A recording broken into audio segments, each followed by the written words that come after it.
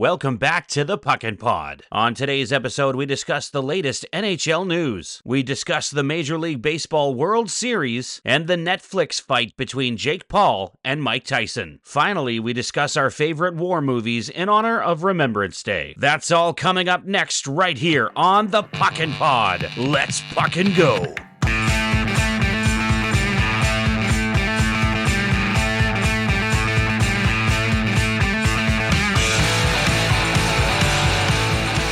All right, we're back with another episode. Gentlemen, how are we feeling today? Well, it's gotten cold. I will say that. And Yeah. it didn't take long for that to happen. It's gotten a bit nipply. How about you, Paul? You know, those atmospheric rivers that seem to be falling on our heads lately. We've had a decent amount of the Nile rivers falling on our heads. I feel like the ocean is falling sometimes. When you live on the wet coast, that is the way it goes. We're not all sunshine and rainbows these days, ladies and gentlemen. I actually have had some health issues over the past little while. I was in the hospital recently, actually, with some really high blood pressure. And I just felt like I wanted to discuss this on the show because, it's really important to make sure you guys are out there, getting your blood pressure checked. If you have high blood pressure, make sure you see your doctor and see if you can find a solution because sometimes scary things can happen. You go through specific moments where you think maybe you're having a heart attack, maybe you're having, there can be many other issues that you could be having. Do not hesitate. Do not wait. Go and see a doctor if you feel like you are going through that kind of discomfort. The thing about it is, too, like a lot of people probably are living with high blood pressure. They don't even realize. That's right. Because, there aren't really a lot of symptoms other than, like, you could just wake up feeling kind of crappy one day and you may not know what. Maybe I just had a crappy sleep or, I ate too much food last night at dinner. I ate too late. Whatever the case may be. You wake up with a little bit of heartburn or you don't feel rested, whatever the case may be. And honestly, like it really could be something as simple as high blood pressure that, it's a pill or a half a pill a day.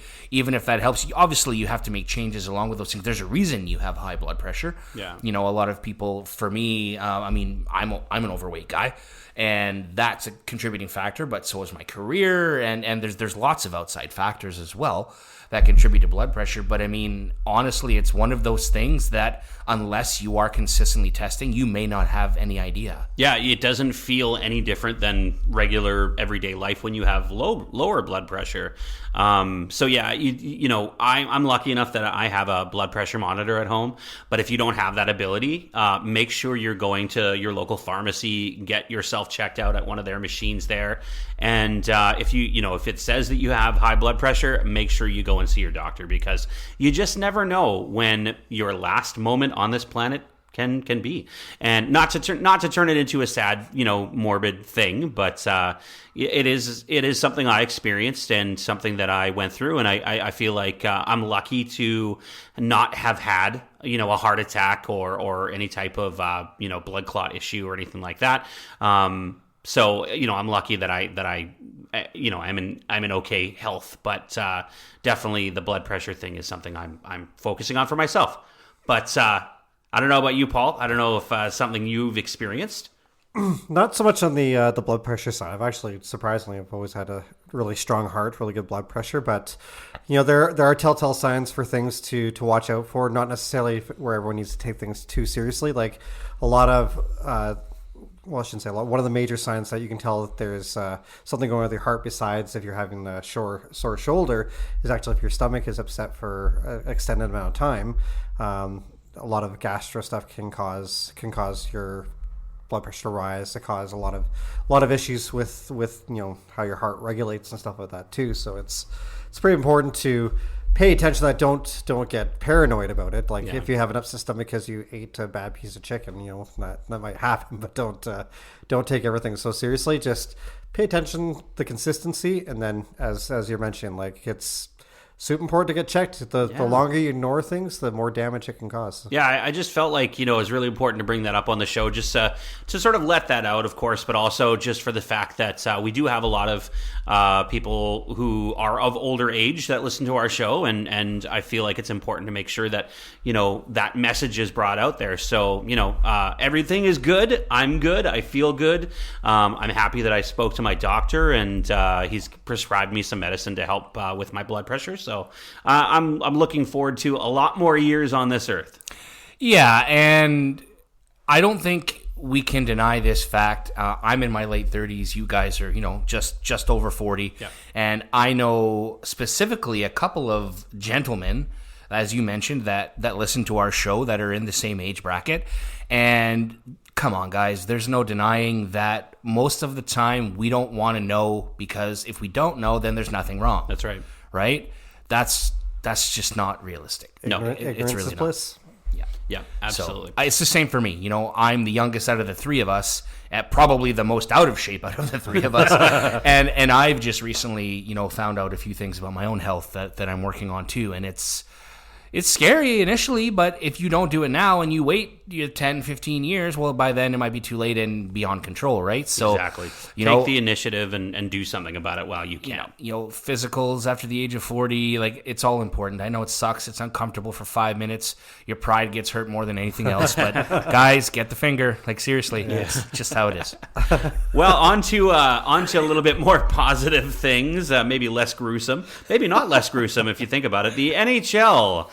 We've got lots of news, trades, games. Let's talk a little bit about it, guys. Well, I would say it's nice to have now, based on a couple of filler episodes, I would say we did. The focus shifted a little bit.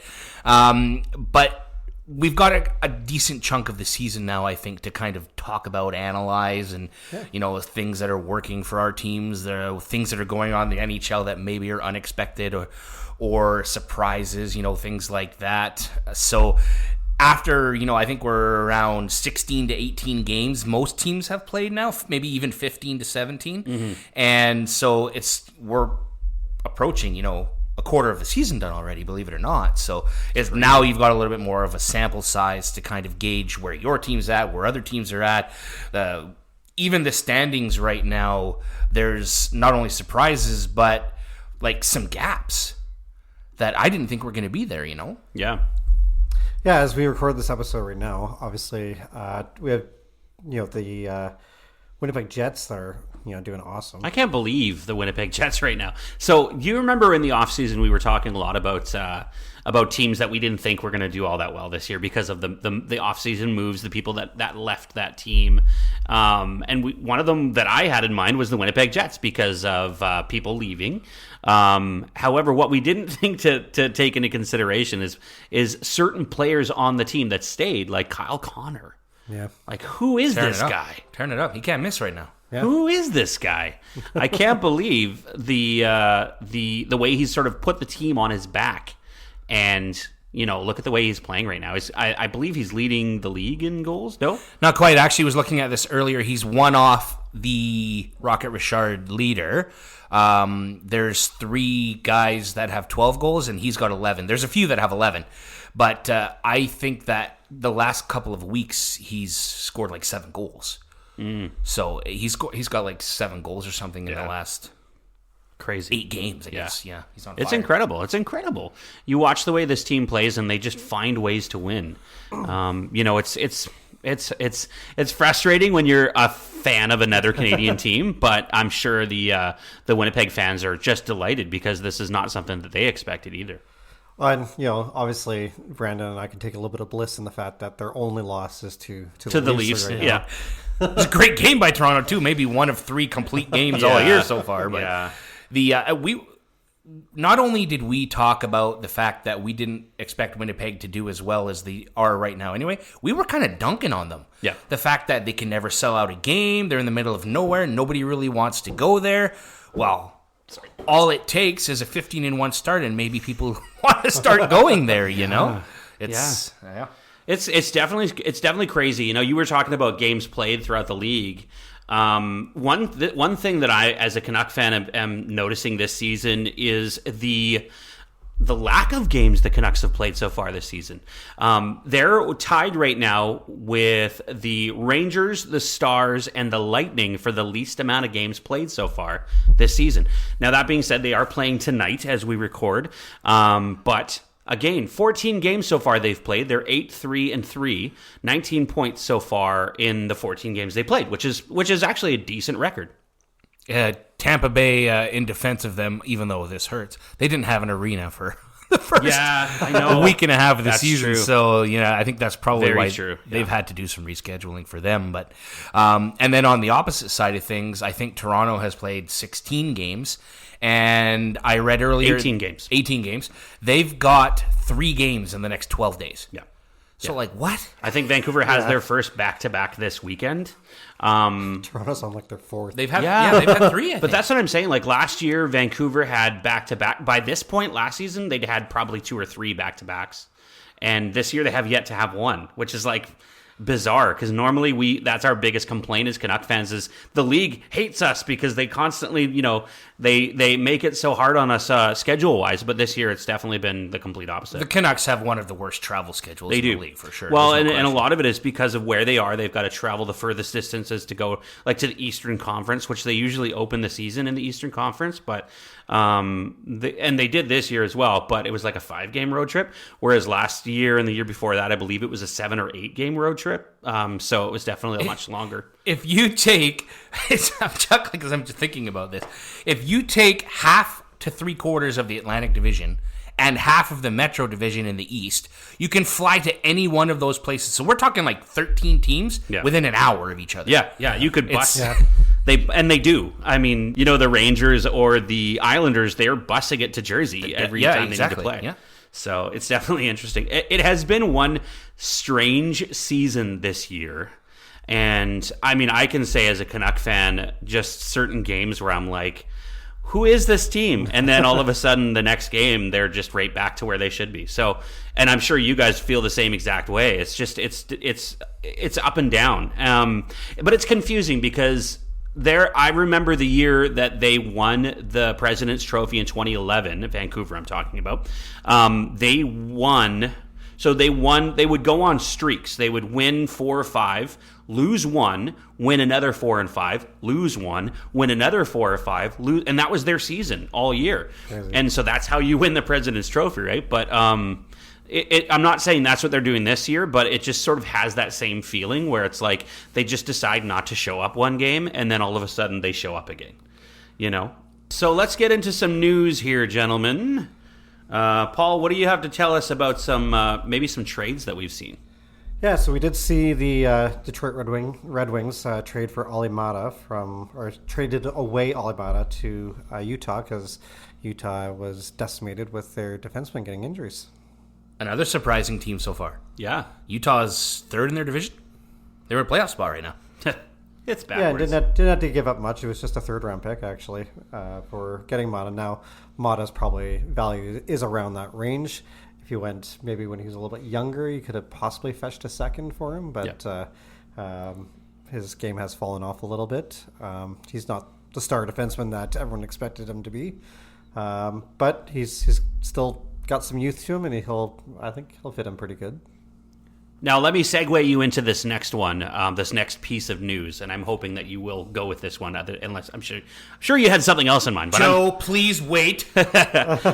Let's talk a little bit about the Nashville Predators, okay? The Nashville Predators, another sort of surprise this year in that we expected them to be a dominant team going into the offseason with all of the moves they made to kind of have the record to have the record they have. 16 games played, 5 wins, 9 losses, 2 overtime losses for 12 points. And this is a team that has Steven Stamkos, Philip Forsberg, Ryan O'Reilly, Jonathan Marchessault, another player that everyone was like, we want that guy, and then Nashville snags him up. And then, of course, they have one of the best defensemen in the league as well. Yippers. Right? Yeah, Roman Josi. So this is a surprise. There's all this speculation that Nashville's going to blow up this team And the speculation is there because, of course, Barry Trotz went on media and said, I'm going to start a rebuild if we can't start winning soon. And the first thing he does is he puts Dante Fabro on waivers. And, of course, he gets claimed by one of the other low standings teams, the Columbus Blue Jackets. And but they need that upside. Columbus is one of those teams that you kind of expected to be low this year because of what happened to them in the offseason. They have the cap room to pick up a guy like Dante Fabro. I definitely don't blame them for making this move, and I don't think anybody else does either. Do you recognize the name Fabro in any other context than the NHL? Kind of a leading question. Fabry. Well, Robbie Fabry. It's definitely Dante Fabro. I mean, Dante Fabro is a BC boy. I can tell you that much. Yeah, he was born in Coquitlam. Yeah. He played 3 seasons in the BCHL. Yeah. He played with the Langley Rivermen, and then he spent 2 years in the Penticton Bees program. I was going to say, of course, Penticton Bees. Yep. So where we live, ladies and gentlemen, the BCHL, one of the top teams for probably decades, has always been the Penticton Bees. And so when you tell me that an NHLer played in the BCHL, I'm typically going to guess the Penticton Bees. Yeah. You know what's interesting is they were so quick to put him on waivers. He's had almost 300 games in a Predators uniform. Yeah. Over 6.5 seasons, 7 seasons. Like, that's a lot of tenure to just be put on waivers. Yeah. In my opinion. Like, holy smokes. It was a surprising move, too. Like, I was not expecting Nashville to make such a rash move so quickly. It felt like they're kind of, at this point, they're kind of panicking a little bit. Well, maybe it's Trotz putting his stamp as the type of GM he'll be, right? He was a no-nonsense coach, so obviously he's bringing the same approach to how he's running the team. Yeah, I mean, you look at it, I look at it as a Canuck fan, kind of in a Jim Rutherford perspective, where he doesn't waste time acknowledging a mistake and correcting it, right? Like, that's the whole point. He'll make a move, and if it doesn't work, he'll correct it right away. That's what we saw with Daniel Sprong. Another recent move that's happened is Daniel Sprong being traded to the Seattle Kraken. You know, the other thing to mention about Nashville and what's so surprising is what about their goaltending? Yeah. Like, Saros is a great goaltender. Yeah. Is he just not getting the help? Because, I mean, I was just looking here, too. There's another player, a great player that Nashville has on defense that we didn't even mention. That's Brady Shea. Yeah, Brady Shea, that's right. Another signing that everybody wanted Brady Shea. Yeah, so, I mean, they've got Saros, and I believe Askarov is he? I think he's backing up right now. No, he's not. He got traded to San Jose. That was the whole thing, right? Remember when they signed Saros, Askarov wanted out because he wasn't going to get a chance to play. Brady Shea, he's played 16 games, 2 goals, 4 assists, 6 points total. He's -7. Hard to be a plus on that team right now. It really is. It really is. In fact, I am going down the list. They have two players who are pluses, and they are +1. Luke Evangelista and Mark Delgado. Delgado, I think. Yeah. Oh, pardon me. They have 3. Phil Tomasino as well. So, which there was a lot of in the offseason. Their coach initially had said they wanted more out of Tomasino, so obviously he seems to have given into what the coach's requests were. Yeah, it's when you're on a team that can't win, I think ultimately it comes down to who's going to put the effort out there, and Tomasino is clearly one of them. If we want to talk about other D-men that were moved, the Maple Leafs had a pretty significant trade. Yes, somebody that had been on the trade block for quite some time, right? Kind of mysteriously on the trade block. Yeah. They re-signed him to an ominous contract. It seemed kind of strange. And then the thought process, I believe, in Leafland, if you want to call it that, was why did they sign him to that? Because they're still not sure about him. And then, but year after year, Paul, you and I have both talked about this. Like, he's supposed to be getting better, and he just hasn't been getting better. He hasn't been taking that step. And I thought last year he was given quite an opportunity, especially at the beginning of the year. Yeah.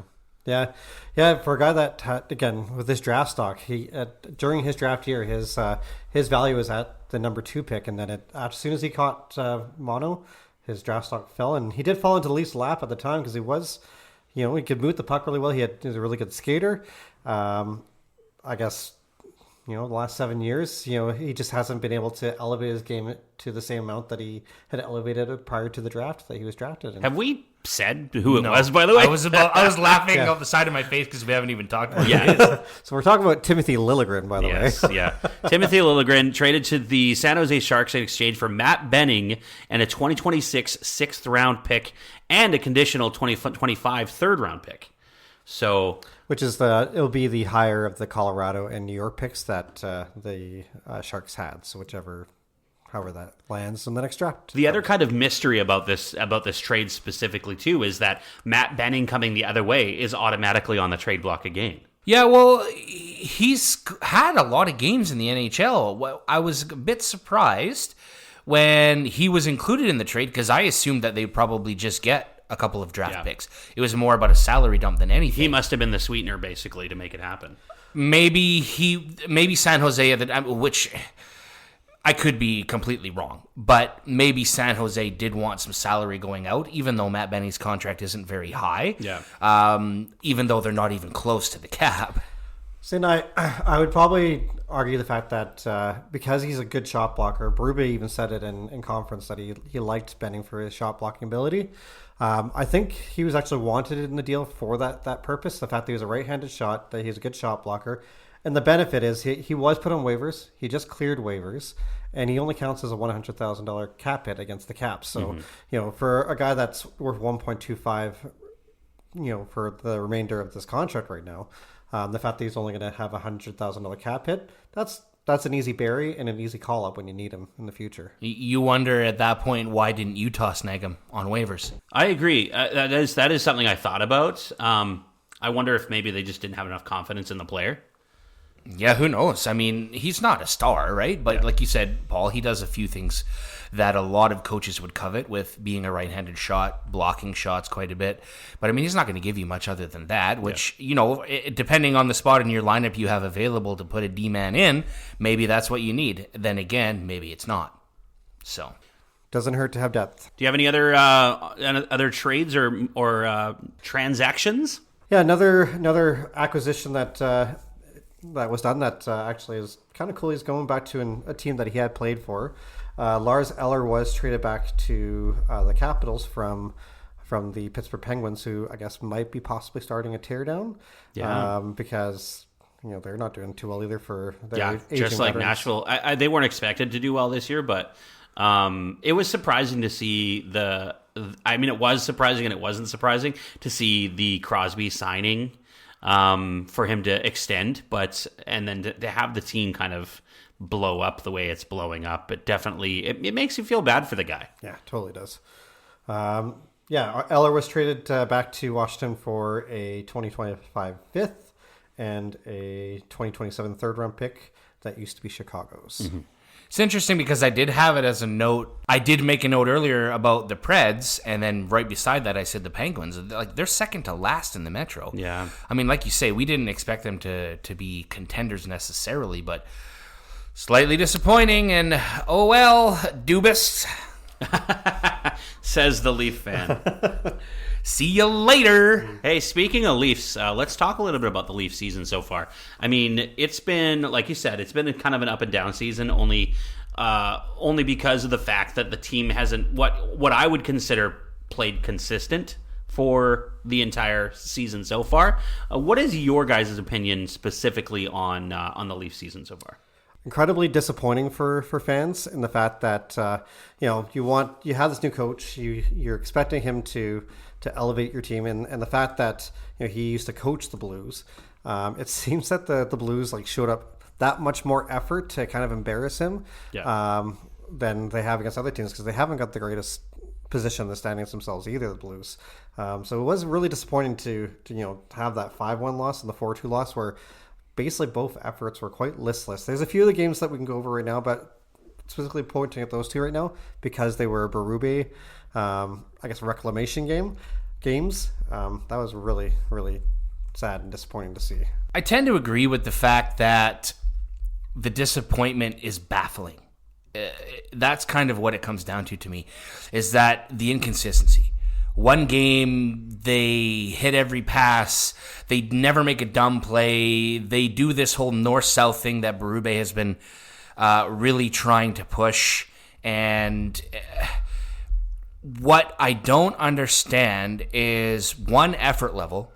At this day and age, this whole back-to-back thing anymore, the way the players train, the way they have tools available to them as far as staff and nutritionists and recuperation tactics and techniques and things like that, the whole back-to-back thing is horse crap to me. Like, it just is. I don't believe in that, to be honest with you. I can't seem to get past the fact that they can't put more than 60 minutes together once a month, once every 10 games, once every 15 games. Yeah.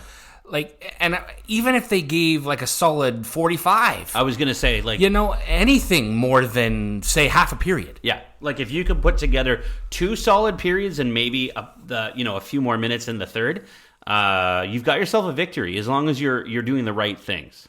And this goes without saying, Paul, and we've been experiencing this for years as Leaf fans, and it hasn't really changed.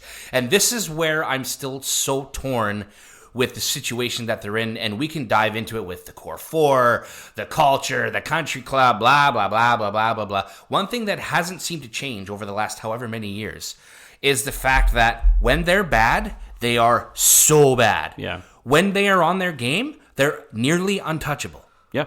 Well, and you can look at how the power play started, and now how that was 3 for 38 to start the year, and then for the last few games it's at, I think it's 8 for 17. They were getting all of their even strength goals in the beginning because they couldn't get a power play goal. Now it switched; they're able to score on the power play and special teams, but they're having a hard time on 5-on-5 now.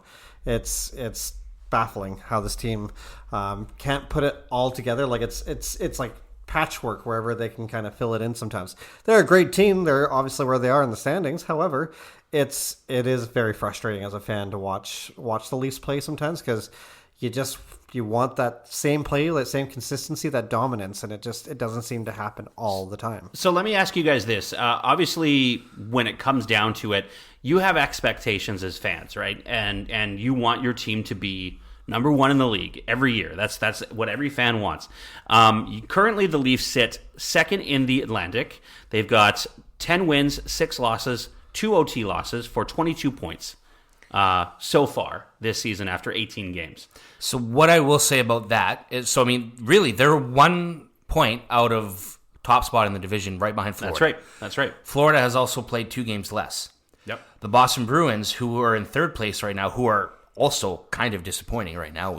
It's very surprising for sure. Yeah. They're third in the Atlantic, and they've played one less game than the Leafs. The teams below that have all played 3 less games than the Leafs. Yeah. So as much as Toronto has kind of put themselves in a decent start, what worries me is that the inconsistencies are just going to put them in the bottom. It's going to hurt them. Middle, right? It's going to hurt them more than it'll help them. The Atlantic Division, I'm sorry, I don't care what anybody says, is the hardest division in the NHL. Oh, 100%. So you can't be giving away points. Right. And they do it way too often, especially to teams that they should not be giving up points to. At least with the Bruins, they have, out of the 2 games so far, they have been able to take 3 out of those 4 points. The first game, the 4-3 loss in overtime, that shouldn't have happened. The way that Matthews was basically left behind the net there, didn't have an outlet to pass to. He thought somebody was there, but there wasn't really a lot of support, and he was on the ice too long. That giveaway was horrible to end that game. Glad they got a point out of it, but it could have been. Could have been much worse for sure. His quote after the game was, "Oh, well, I thought someone was going to be there." You're in overtime. Shouldn't you maybe look, Mr. Captain? Yeah. So there's a lot of frustrations, obviously, with the Leafs so far this year for Leaf fans. I specify that, of course, because every team has their frustrations. As a Canuck fan, I'm frustrated as well with a lot of the games we've played. But let's talk a little bit about the positives for a second with the Leafs. Let's talk about things that you think sort of shine more than others. Goaltending. Yeah, Stolarz has been a rock to start the season for them. Wall has finally picked it up. I'd say, like obviously he had that 5-1 loss to St. Louis to start his campaign, but he's been pretty consistent since, and he won the game last night against the Capitals. Made a major save on Ovechkin and allowed Martin to throw the puck up the ice and for Tavares to get in there and squeak that between the 5-hole on Thompson, who had been lights out that game. But like I said, he's recently been having that. Stoley's been consistent the entire year. I think the only issue maybe recently right now had been that the Ottawa Senators game the night prior with the 3-0, where I don't think he had let in a 3-0. Besides when the Leafs had won like 6-4 against Winnipeg, I don't think he had allowed more than like 3 goals a game in the entire season. But a lot of that's not on him either, right? I'd say that game specifically, Ottawa came to play. They were all over Toronto. Toronto was bad, but Ottawa was also really good. They capitalized over it. It was so lopsided because of that reason. Like Ottawa, you still don't expect to be that great, but they were excellent that game, and Leafs were very bad. Like I watched that game, and I thought Stützle looked really good. Unreal. I hate that player because of his diving and all that stuff like that, but there's no doubt about it. He's a gamer. I will get into that after we're done talking about this, because there's something I want to bring up with you guys. But absolutely. I feel like, you're right. I think that Ottawa really did come to play in that game, and they really showed that they were not going to take a loss in that game. Stolarz faced 38 shots in that game. He made 35 saves. Yeah. And got run into by Shane Pinto as well. That's right. Yep. I liked what OEL did in terms of pinning him down, but so let's talk a little bit about some more positives here. Now, we talked about goaltending. Let's talk about defense. OEL was a player that you guys you didn't know what to expect coming into the season. You've had a few games with him now. Let's talk a little bit about him. Is there a positive there? Is there a negative? To be honest, I'm happier with the signing now than I was when they signed him in the offseason. Right. I thought the $3.5 million and the term was actually probably more surprising than even the 3.5. Having him for 4 years, if he can live up to even half that, I'll be happy. Because he's had a great start. He's really good with the puck. You had mentioned that obviously in previous podcasts. That he's a great puck handler, and I've known that from his time with Arizona too. He's good at finding lanes too. He is. I really like that he's picked up a physical game, and that apparently Maurice was very influential in that. And you see it in the games he plays now. He doesn't take flack. He got fined for putting his back into somebody. Like those kind of things. Such a stupid rule. Anyway. I say the jam is one of the things that stick out for me. It always does. It's something I look for. I didn't expect it from him. Mm-hmm. He's got a booming shot. I wish he would use it more. I really do wish that Savard would put him back on the top power play unit. It's probably going to happen on and off throughout the year, depending on how the power play goes. Right now, they started to kind of pick it back up, and Morgan Rielly's been playing pretty well, honestly. So not really a complaint there. But yeah, OEL, I would say, other than a couple of silly penalties, that instance with Pinto, to be honest with you, I liked what he did. I don't know how he didn't get an extra penalty. Yeah. Because he gave him like 4 shots while he was down on the ice.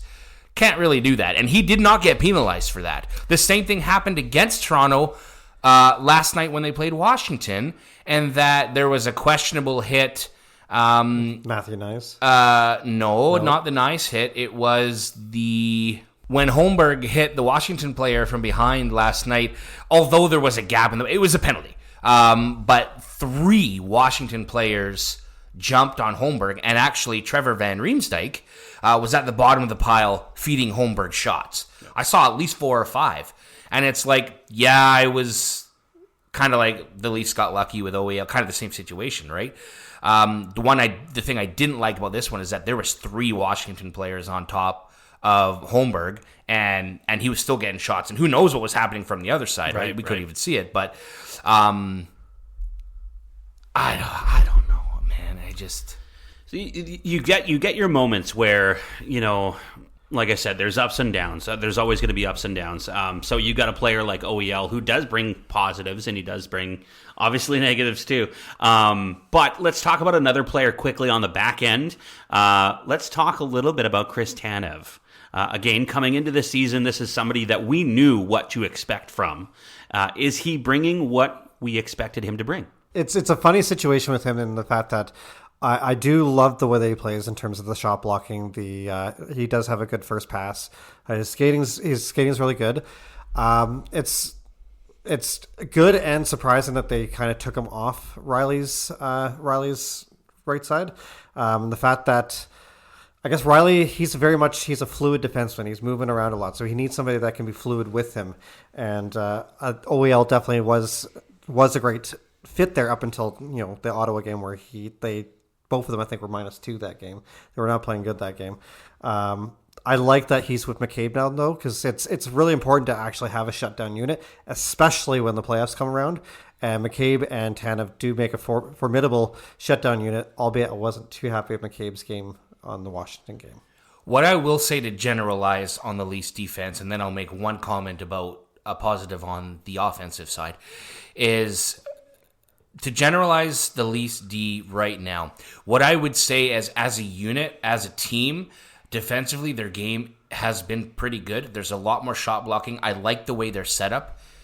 Is organized in the way they execute, especially on the penalty kill. Mm-hmm. What I will say collectively is, as a group, is they are not making the right decisions, and it's leading to too many turnovers and too many goals against. Yeah. So when they're in the play and they're handling their positions and they're pushing guys out of the front of the net, I think overall they're doing a damn good job of letting Stolarz or Wall see what's happening.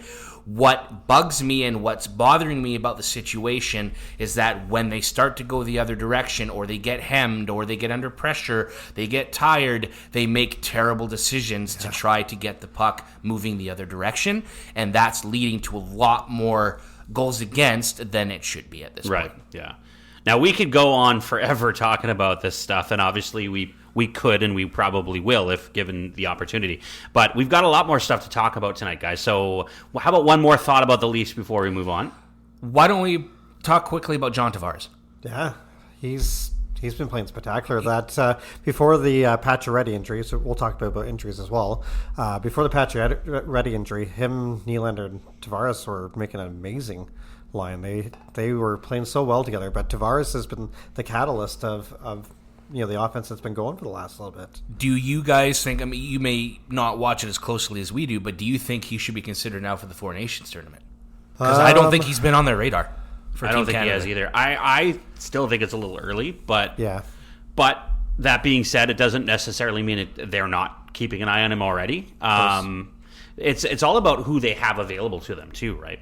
I think he's on the radar. I don't necessarily know if that's something they're strongly considering it. I'm just finding so far in Leafland that a lot of people are trying to write off Tavares, and yeah, I would say he's a little slower than he was, say, 7 years ago. Who wouldn't be, or who isn't? Yeah. But he's still producing at a high level. He usually makes the right decisions, no matter what the case. Smart. He's got high IQ. Yeah, there's hardly ever a time where he's not doing the right thing. I would say, yeah, he's a little bit of a step behind, but the way he protects the puck, the way he makes the decisions on when to try to deke, he's still playing at a high enough level where he's making a difference every game. Absolutely. Well, having a hat trick against Winnipeg, that play that's part in their first loss.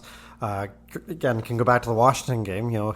His goals and plays in that particular game were, they were very, very important for that game to flip the way that it did, where the Leafs were able to win in 4-3 in overtime, and him scoring the overtime goal. Yeah.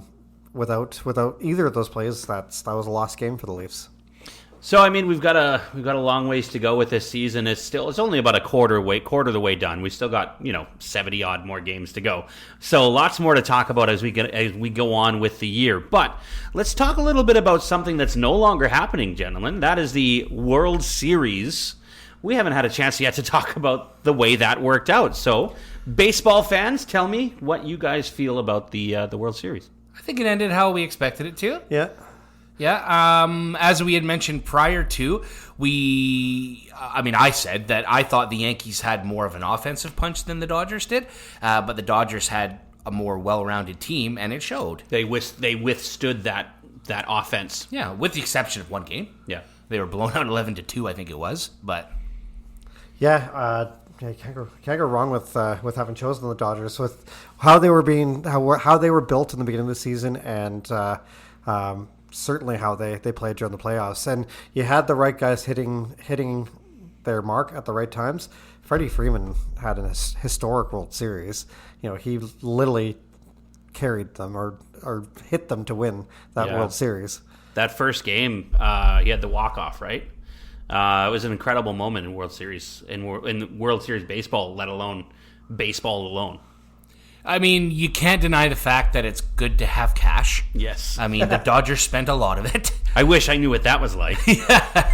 So, I mean, 700. we touched on it a couple episodes ago, but, the Yankees and Dodgers were both in the top 5 spending for MLB teams this year.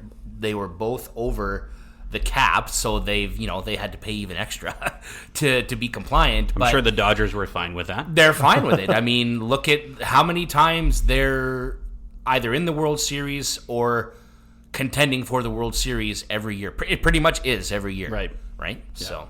Yeah, you could see probably a dynasty even with the Dodgers. They could win probably the next 2 to 3, especially with the free agents that are available this upcoming offseason, and the talks already happening with the winter meetings. So what does that mean for the Blue Jays?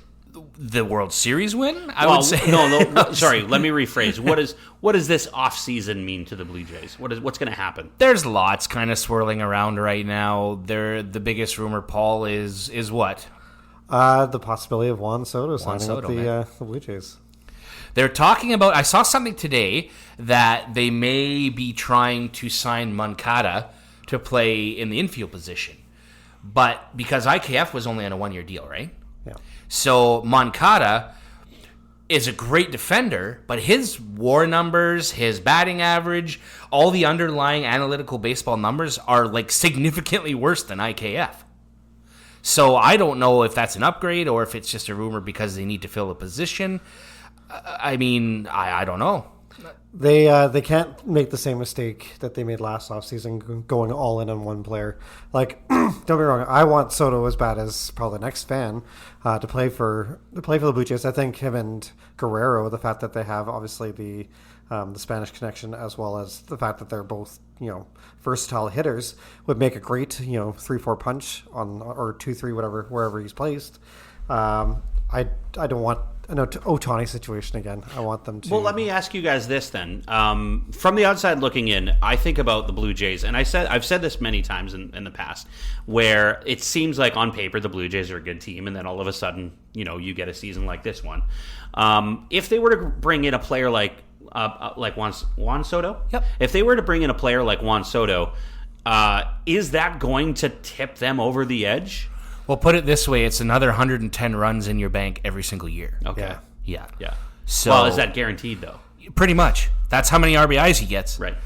The only reason I asked that question is because I think about a player like Bo Bichette, who is supposed to be an amazing hitter, and then you get what you get. Right. He had some injury problems this year, I would say, but not to take anything away from Bo Bichette, I'd say his defense is maybe a little subpar. Yeah. But up until maybe this year, his offense really hasn't been an issue. Okay. He was like second in league hits, like the most hits in a season, 2 seasons ago.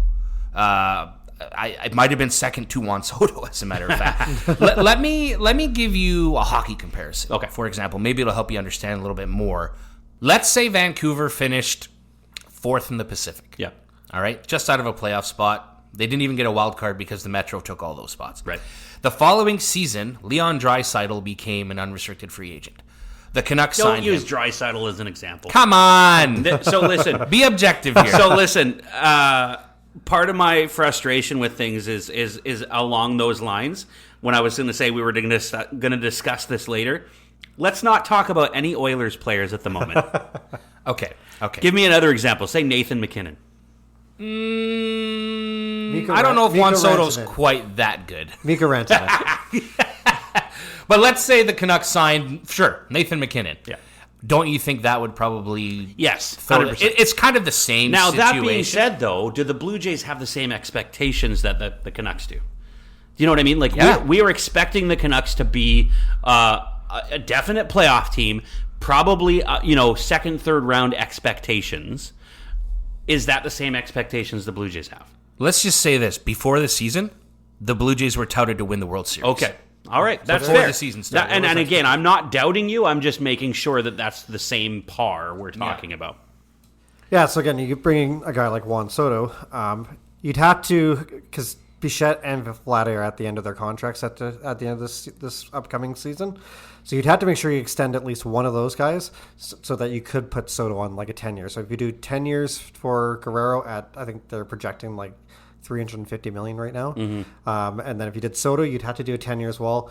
He's wanting $700 million. I don't think he's going to get that, but you'd have to make sure that you have that long-term setup with them. I would say, to finish Paul's thought, that probably is the biggest factor is the consideration for salary and consideration what's going to happen with the two star quote-unquote players that they have right now that are going to become unrestricted free agents, which is Vlad Guerrero and Bo Bichette. They're both due for a big contract at the end of this coming season. Now, again, the whole luxury tax thing, it really doesn't matter if the Blue Jays brass want to spend that money. But bringing in a player like Juan Soto, he's going to make more money than Vlad Guerrero. Mm-hmm. And Vlad Guerrero is a star player. Yeah. So Paul hinted that Vlad may make between $30 and $35 million a year. Soto's going to be the same, if not a little bit higher. That's a lot of freaking money, man. Yeah. And he's earned it. He deserves it.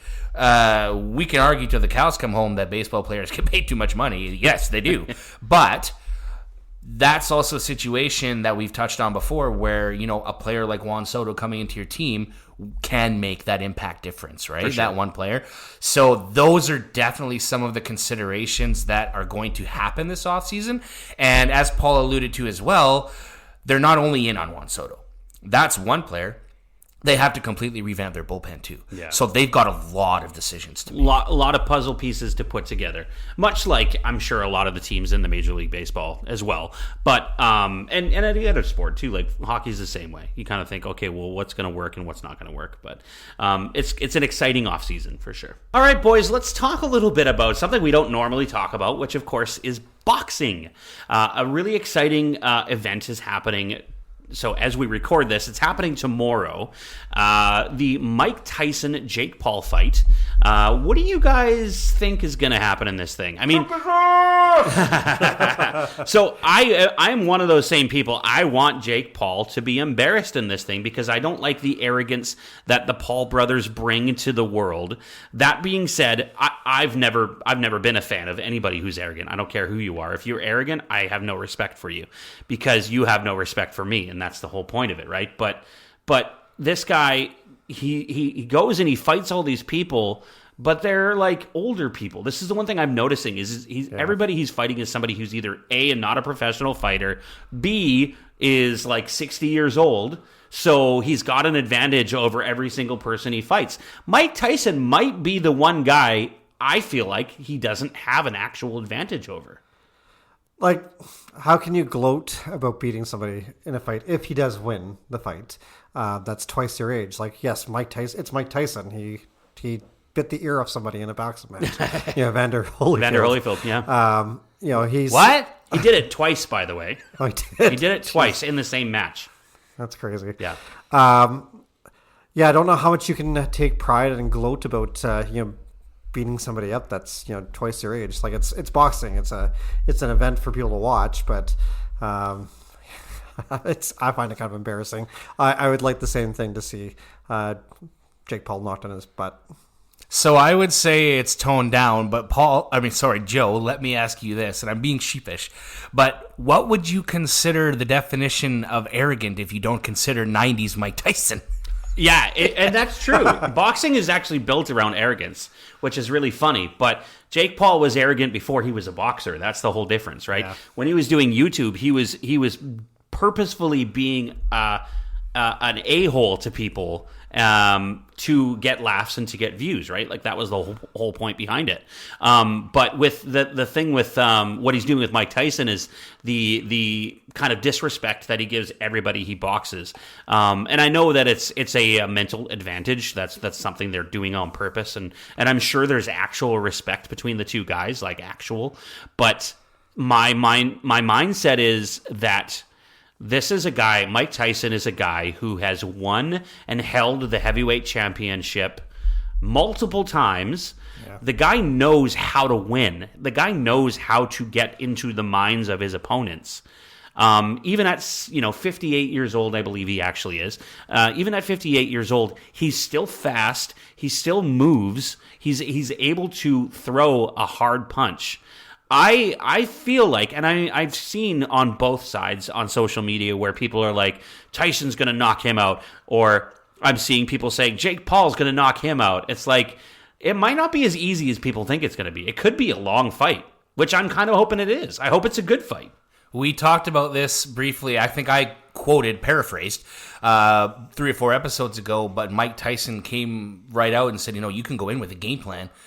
As soon as you miss one block and get knocked in the chin, your plan's out the window. That's right. That's right. So anything really could happen. But I mean, I would say my prediction is that, at least my hope, is that Mike Tyson kicks the living crap out of this guy, because literally the only thing in the world Mike Tyson has never beaten is the letter S. Very true. Very true. Maybe we'll get lucky and he'll feed him to his tiger afterwards. There's actually a really, really awesome documentary on Netflix, if you guys haven't checked it out yet, that actually follows both Tyson and Jake Paul while they are training for this matchup. This is all prior to when Mike Tyson had to cancel. Originally, they were originally supposed to fight, I believe, in like August or July or something like that, and he had to cancel because of health issues. So, but yeah, it's a really interesting documentary if you haven't had a chance to check it out. So let's move on, guys. We're going to talk a little bit about movies now. Our favorite topic. We just passed Remembrance Day, which in Canada is the day we remember World War I, and we really think about all the wars that have happened, in the history of Canada and the wars that Canada has been involved in.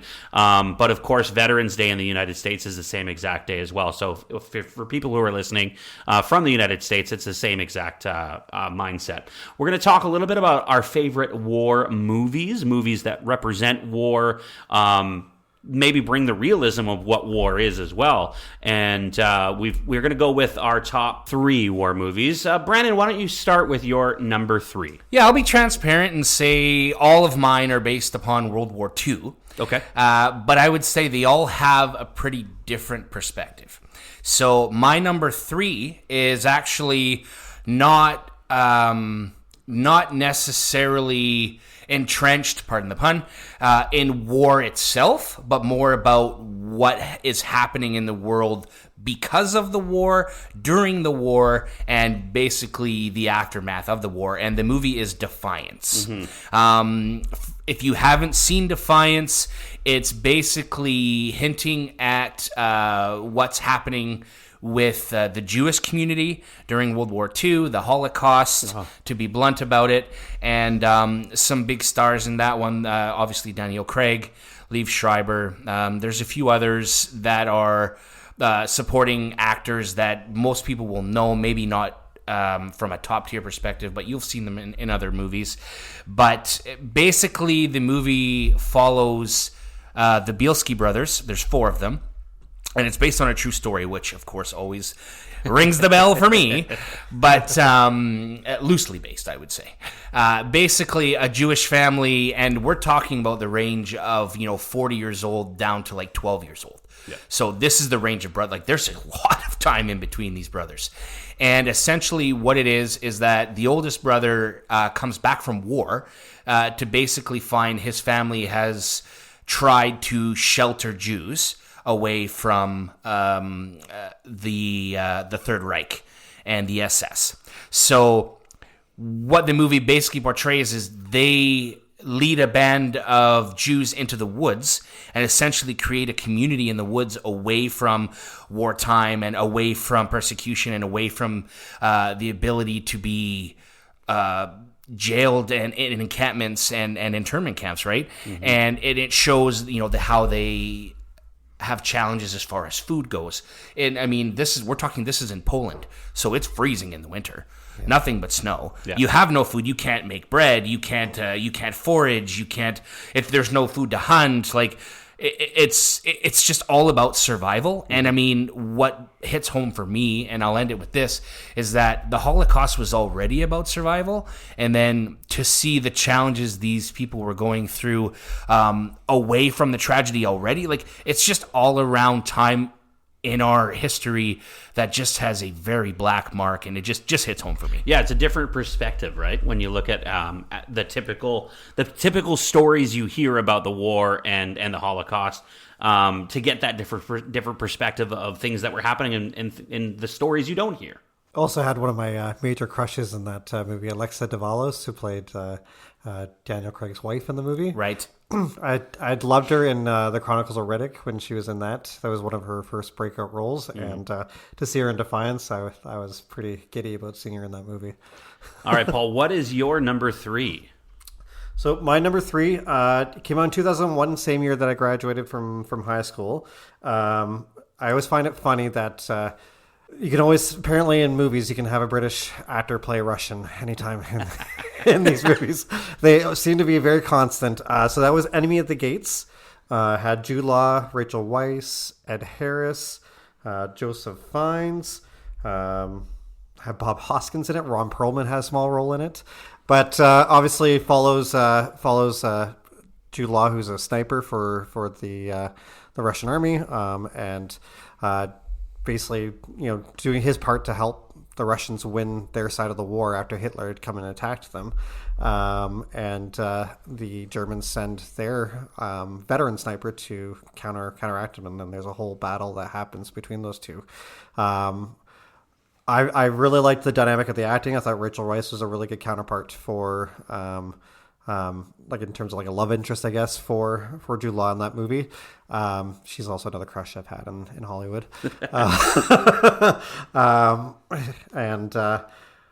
Just the intensity of that movie. Like, and the thing with war movies, right, is that they are very intense because it was a very intense time. And when you're dealing with snipers, you're that much more having to be aware of things, and it was I just found it very intriguing, and I really liked the back and forth between Ed Harris and Jude Law in that movie. That was something in wartime, from a real life perspective, that caused so much more terror to the wartime effort, is that technology and the ability to have long range snipers and shooters, like, holy smokes. The whole point is that you don't know that they're there. The kind of cool thing about all of our different movies that we're talking about is they all tell a different story, right? And some of them are of the same exact war, but a different perspective, a different story about that war. My number 3 is a movie called Fury, and it's got it stars Brad Pitt. It's got Shia LaBeouf in it as well. John Barenthal as well. I love everything that guy's in. Yeah, me too. He's so good. It actually, there's the sort of main character is a guy played by Logan Lerman. His character's name is Norman, and basically we follow him around. He's new to working with tanks, and the whole point of it is we get the perspective of somebody who drives and works in a tank during World War II, and it is incredible the way that the story is told. And you actually, there are moments in this film where you actually get scared thinking you're this kid, right? Like, you're the way they film it, the way they describe things, the way they show the fear that they have. You've got to I think back to watching it the first time and being like, this is really good. Just the way they told the story and the way they told that perspective. And it's something they don't show. You don't see a lot of in movies. So, it's definitely an exciting movie. And it came out in 2014. So, it's a few years now since it's come out, but I still love it. I think it's a great movie. Brad Pitt makes a good World War actor. And yeah.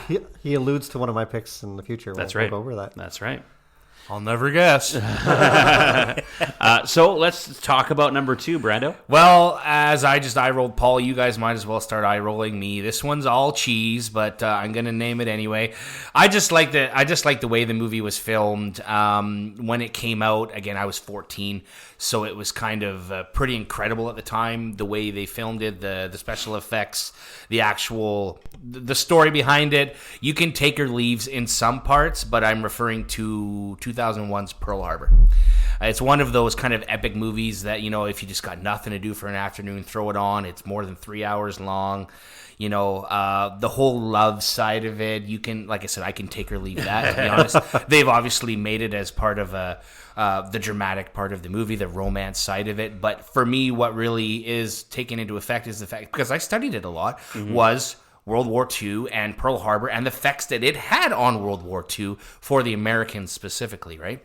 The whole point was that Japan's oil was cut off from the U.S. Japan thought they had no other choice but to bomb the U.S. They bombed their most vulnerable place, which was Pearl Harbor in Hawaii, which is where their Navy was stationed, and depleted their Navy, and which then in turn, I think most of us know, if you know much about history, led to Nagasaki and Hiroshima. And Nagasaki. It stars guys Ben Affleck, Josh Hartnett, one of my longtime Hollywood crushes, Kate Beckinsale. Yeah, mine too. Oh man, even at 50-something now, she's smoking. She's still smoking. Yeah, I actually saw her when I lived in Vancouver. Yeah. When I was in film school, on my birthday, I was walking through downtown Vancouver with my classmates. We were celebrating my birthday, and we walked through the set of Underworld as it was filming in downtown Vancouver. And I got to see her, and I said hi to her, and all that stuff. So it was kind of fun. Hello. Yeah. She wasn't very talkative, I'll admit, but because she was in the middle of getting ready for this scene or whatever. But it was neat to kind of see her, because I've watched her since the first Underworld movie. Yeah. And you've definitely been a fan too. You guys have both seen Pearl Harbor, right? Yeah. Yep. I'll end my little segment here talking about how there's one scene in that movie that I laugh so hard every single time I watch it. And it's when they're outside and he's trying to open the bottle of wine. Yeah. And all of a sudden he pops it and it hits him right in the nose. And he's just sitting there going, "Are you all right? Are you all right? I'm fine. And you can just see his eyes tearing up. His face is all bunched up like he just ate a lemon. Oh my God. That's every so funny. time I laugh so hard. One part I liked about Pearl Harbor, my favorite actor and scenes in those movies were actually John Voight doing President Roosevelt. I thought he hit the mark with that. Yeah, absolutely. That's true. I forgot that John Voight was in that movie. All right, Paul, what's your number 2? My number 2, as I said, it alluded to Brad Pitt being in the film, and that is Inglourious Bastards by Quentin Tarantino. I want my scalps. And the Bear Jew, right? Yeah. Yeah, what can you say about Inglourious Bastards? Not what you would expect for a World War movie, and based upon the tone, right? Like usually when it comes to tone, you're looking at intensity almost at the entire film. Inglourious Bastard, there's a lot of dialogue and there's a lot of tension building, and then once you get to the climax of that tension that's been built, it does have a good payoff in the end. That's Tarantino's specialty, right? Like 100%. It's all dialogue based, and then it builds up to this tension, and then when it happens, it's just like boom, kind of shocks you. Christoph Waltz in that film, I think he won the actor for, or best supporting actor for that. Deserved, well deserved. I'll agree with that. He stole the show for sure with that. Like I loved Brad Pitt's character, Aldo Rain. Like he was hilarious in terms, especially at the part where he had to speak with Italian for lobby. But even the scenes with Michael Fassbender and the part where they're in the pub. That's my favorite scene in the whole movie. Absolutely. There's lots of actually breakdowns of that scene that are done on YouTube as well. It's so beautifully scripted and done, and the shots of the angles of what's going on. Like there's little allusions to everything that's going to happen towards the end of that scene. I actually let me rephrase. It's one of my favorite scenes. It comes close to that, and then the first scene in the whole movie. The very, very first scene with the farmer, yes, and everything, that that scene, in terms of like the suspense it builds up, I think they're right on par with each other. Yeah, and even stuff like Christoph Waltz's mannerisms where he's saying goodbye, Shoshana. Oh, so like almost, Shoshana. Almost like he knew that he was going to see her again, right? In terms of how he was presenting himself with that. So good. Like I said, Eli Roth as the Bear Jew was great. One of my favorite characters, played by Till Schweiger, was Hugo Stiglitz, and he was the Nazi that turned on them. He was awesome. He was such a great character. I loved every scene that he was in. Yeah. And the pub scene with him was awesome. Like everything that happened in that scene. Again, I don't want to do spoilers, so I'm not going to give anything away, guys. But you want to see one of Quentin Tarantino's bests? I would say Pulp Fiction's probably, in my personal opinion, is his top, but I would put Inglourious Basterds. You know what? Yeah, I mean, I agree with you. It's tough. I don't even know if I can say one's better than the other because they both do such a good job at suspense and like that intense kind of feeling you get where something's coming. He's done that so well with like Pulp Fiction. He's done that so well with. In fact, I feel like the newer the movies, the more intense it gets. Yeah. Like. And it makes me sad thinking he's not going to make them anymore. He's going to make one more, but that's it. And I'm just like, no, you've got to keep making movies. They're so good. One thing I love that Tarantino does as well is he does alter the history a little bit too, because they even alter it's his own universe. Yeah. And actually, that's one of the things. If you look at, we could go on this forever. If you look at like props in the movies that he uses, he creates his own props. So like cigarettes, Red Apple cigarettes, created specifically for his universe. Every single one of his movies uses Red Apple cigarettes, but they were created by Tarantino. So that's the kind of thing that he does, right? It's a really cool thing. Brandon has nothing to add when it comes to Tarantino movies. I've tried watching Inglourious Basterds 3 times, and I don't think I've gotten past the pub scene, to be honest with you. And it's, again, I know I have to sit down and try to watch it with a different point of view. I'm not against watching it. It's just I find with all the talking, it takes away from keeping my attention. Yeah, no, fair enough. And I you think you don't follow it the same way we do, right? Yeah. I would say that, and I know Pulp Fiction's the same way. I know there's lots. To be honest, I will tell you a movie that I have been able to get through, but I will never watch again, and that's The Hateful Eight. I was able to push myself through that. It's another perfect example of that intensity that builds up. Because I like modern westerns. Yeah. I gave that one an honest I really chance. like modern westerns too, actually. And it was a struggle. But again, and it's all because it's not that I don't respect what they're doing. It's not that I don't understand what they're doing. It's more about, for me, it's just not your style. Half of it is you got to keep my attention. Yeah. It's just I don't want to be able to not pause the movie, get up and go get a snack and not give a crap. Yeah. I want to be able to I have to pause this if I got to be, holding a pee for 2 hours because I don't want to leave the movie, right? Yeah. It's one of those things. All right, guys. So my number 2 is, again, we talk about perspectives when it comes to how stories are told. This movie is told by the German perspective. This movie is called All Quiet on the Western Front. And it's actually been remade. So it was made and then it was remade. This was the 2022 version. And I don't know if you guys have seen this movie. I haven't. I want to. It's I haven't so good. So good. It's I can't even get into detail about it because there's so much that I really, really like about it. The cinematography is incredible. Like the visuals, the way the color tones of the movie, very, very cold, right? Very, very cold and kind of a gray feel. But it makes you feel the same kind of thing you feel when you watch Fury, when you watch Inglourious Basterds, that same intensity, that feeling you get.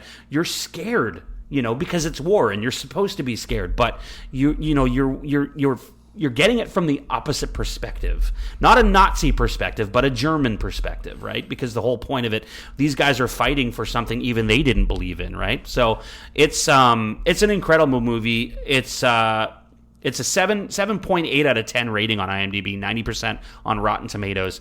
Go and check this movie out. So good, and a really, really interesting perspective. I'm safe to assume that it is based on the novel. Yes. Because I did read the novel in university. Yeah. Yeah. Right? So I do know a lot about the story behind that film, and it's more about finding time to sit down and just check it out. But yeah, I definitely want to, and that was based on World War One. Yeah. Or the Great War. Yeah. Yeah. The Great War.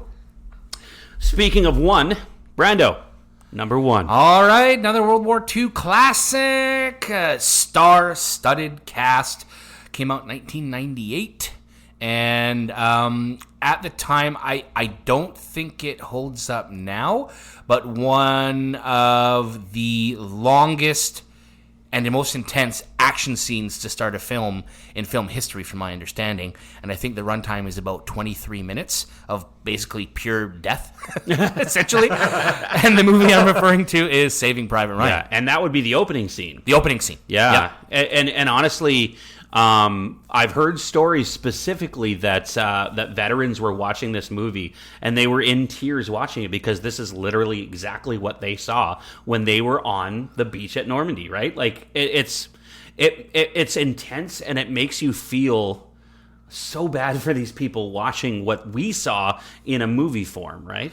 Well, you can imagine what those, especially when they're riding on the boats, right? Like, the vets could probably, that were there during that time, could probably relate to that. It wasn't necessarily quiet, but, you didn't know what to expect when you're stepping outside that boat. And the way the movie does it, you hear that engine of the boat, and that's all you hear. Yep. And you're just you're looking at the faces, and you're seeing the nervousness in all these characters, and it was portrayed perfectly. Yeah, I would say the key factor for me in the opening part of that movie is the fact that it kind of profiles in the one boat. It kind of works its way up the boat, and you've got people throwing up on either side. They're all young, and then it kind of gets to the front, and all you see is his hand grasping this canteen, and it's just going like shaking. this. It's just shaking all the way up to his lips, and it's Tom Hanks. And it's Tom Hanks, and not only is it just Tom Hanks, but he is the guy in charge. That's right. Right? And it's like what you see as soon as they dock, he flicks the switch, and it doesn't seem to matter anymore.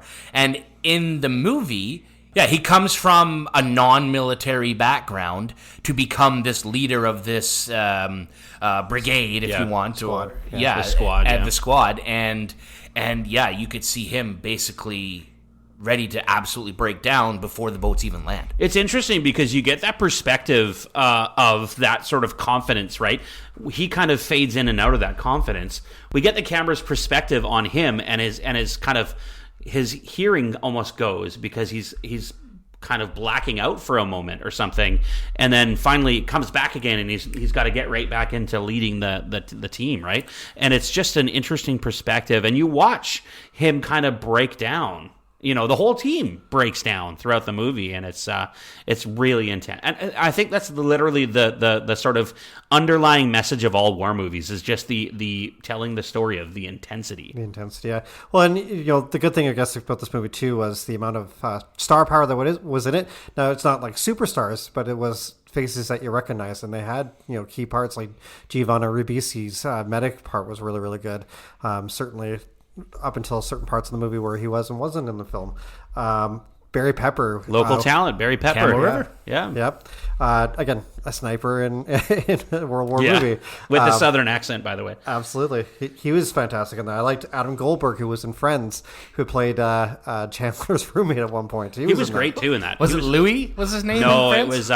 it was Freddie, I think? No. It's going to come to me. I love that guy, I really do. Tom Sizemore, another supporting actor that you see. He's not really ever in a star role, but he always plays that kind of second or third supporting actor that you just love everything that he does. And he plays a jerk really well, too. Yeah.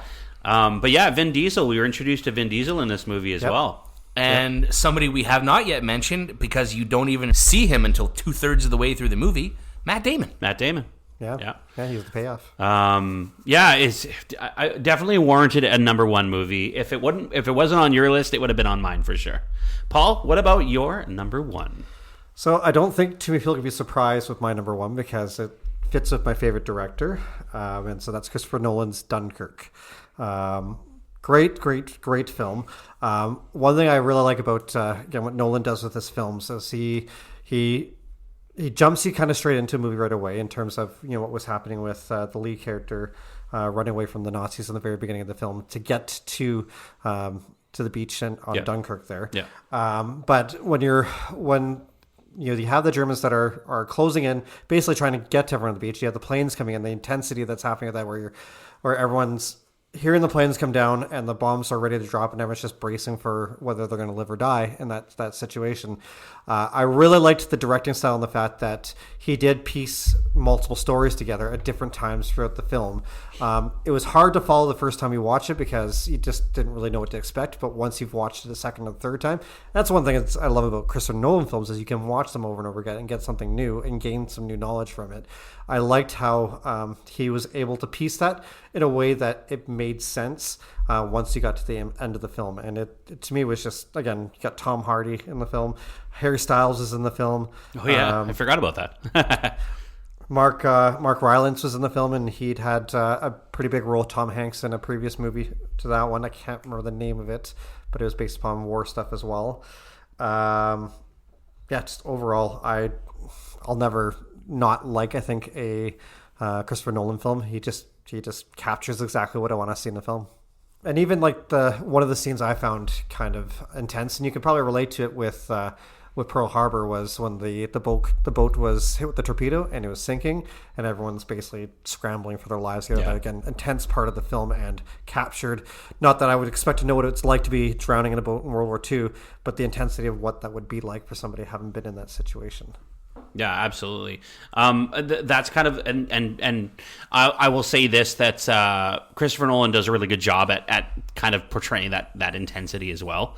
Kind of making you feel like it's make you feel like it's happening to you almost as an audience member. All right, gentlemen, we are down to my number one movie. And this is a movie that is told in a really unique perspective in that it's told from the British perspective, which is something we don't see a lot of, but it's also told in what they call a one-shot style, and that is 1917, directed by Mr. Sam Mendes, and it has kind of a, I mean, obviously the main characters are relatively unknown actors, but it has some big stars in it: Benedict Cumberbatch, Mark Strong, Colin Firth. Yep. It's a really well told story. I know it's not a true story. Mendes has created this story based on true events, obviously, but it's one of those movies that I go back to a lot just because I really enjoy the way the story is told. How is the movie filmed, Joe? From a filmmaker's perspective, someone who has been in the industry, a part of the industry, studied the industry. Yeah. I've seen this one. Yeah. Now, I'm so excited because a lot of your guys' picks, I've only seen like partial. Dunkirk, I've seen like 10 minutes and I'm like, screw this. Yeah. And I turned it off. My goal, by the way, just so everybody knows, maybe we can update this next week. Yeah. I'm on holidays all next week. Oh, okay. And I'm making a small list of movies that I'm basically going to force myself to watch. And some of those movies are on that list. Okay. So I'm going to make a list. Maybe you guys can help me after we're done Absolutely. here before we go home. Okay? I've already marked Gladiator down, by the way, because I still have not seen that one. Oh, wow. Oh, yeah, okay. Number Anyway, 2's coming soon. Back on topic. Joe, how the hell is that movie filmed? Basically, I think there's literally one cut. Yeah, so it's not one cut. There's actually multiple cuts throughout the whole movie, but you just don't see them. They're hidden well, and it's easy to actually do because when you move a camera, you can hide a cut within that movement. So all you have to do, it's all done in editing, of course, but when the camera's moving, you cut while it's moving, like in the motion, and then when you start the next shot, you just start moving again. And it's the same exact thing. So yeah, there's a really interesting behind the scenes footage. If you look at YouTube 1917 behind the scenes, they have specific sequences where the camera is kind of moving through all these different atmospheres, and they show how it's done. They basically have the camera up on a rig with a wire attached to it. And, it's on a crane, and then it comes down, and then a guy runs up, grabs it, and starts walking with the camera, and that's how they do that scene. So it's really, really interesting. Yeah, I mean, to the average movie fan watching this film, you're probably just going to go, with all the special effects, with all the explosions, with all the gunfire and the moving parts, like, how in the blue hell did they manage to film this, right? And that's one of the reasons I asked you. Obviously, they would have found ways to cut, but they've done it so well. That is one of those movies that you can't go take a pee. You can't go grab a drink from because the kitchen. it just keeps going. And the kind of, I think the beauty of being in the era that we're in right now is that they can do so much with the camera technology that you only need minimal lighting too to make it work. Like, there's a specific scene in the movie where he's running through this sort of rubble. There's rubble all around him, like buildings that were there that are all concrete and rubble. All you get is, for lighting, is a flare that goes up and down constantly. And it's incredible. Like, when you watch it, you're just like, this is spectacular. And there's a reason why the cinematographer won Best Cinematography, the Oscar for that year, because that was just so well done. Well, and give credence to Derek McKay, the guy that played Corporal Schofield. He, for a character to basically, have the day from hell that he went through in that film, and even the final scene where he's, obviously George McKay, by the way. George McKay, yeah, sorry about that. Where he's trying to get to report what he needs to report to the commanding officer. That scene where they're in the field, like, then the music build up to that part where he climbs over the trench and then is running along the field. It's, again, that's the kind of payoff you want to see in a movie like that. Like, it's just, he's risking life and limb to make sure that he saves the lives of as many people as he can. And what's funny is he didn't even, it wasn't his choice. Yeah. So, again, not to give too much spoilers away, but I'm going to go home and watch this movie after we're done this podcast. I've seen it a million times. It is so well done. Every time I watch it, I enjoy it that much more. Yeah, so it's a great film. That is my number one war movie. And if you guys have war movies that maybe we haven't mentioned, maybe there's something that you think is better, please let us know. Give us a comment on our social media. We're available on Twitter, X, formerly Twitter. We're also on Facebook. We're also on YouTube. We're, of course, on the Spotify and TikTok and all sorts of different avenues to reach us. Please reach out and let us know how you guys feel about the show. Well, boys, how do you feel about this episode? We had a lot to talk about. Yeah, I think it was nice coming back from a little difference of a focus on our shows and to get kind of back in rolling with, like I said before, the hockey season's in full force. Movies are never going to stop for us. We can talk about them for days. And yeah, man, this is so much fun. I just can't wait to keep going. Yeah, I enjoy this every time we do this, guys, and I'm hoping our audience is enjoying everything that we talk about as well. And as Joe has mentioned in the past, give us your feedback. Message on our Facebook, even on the YouTube channel. I know you can leave comments too, so we'd be happy to talk about anything that you guys want us to talk about. All right, well, until the next episode, my name is Joe. My name is Brandon. And I'm Paul. We'll see you guys in the next one.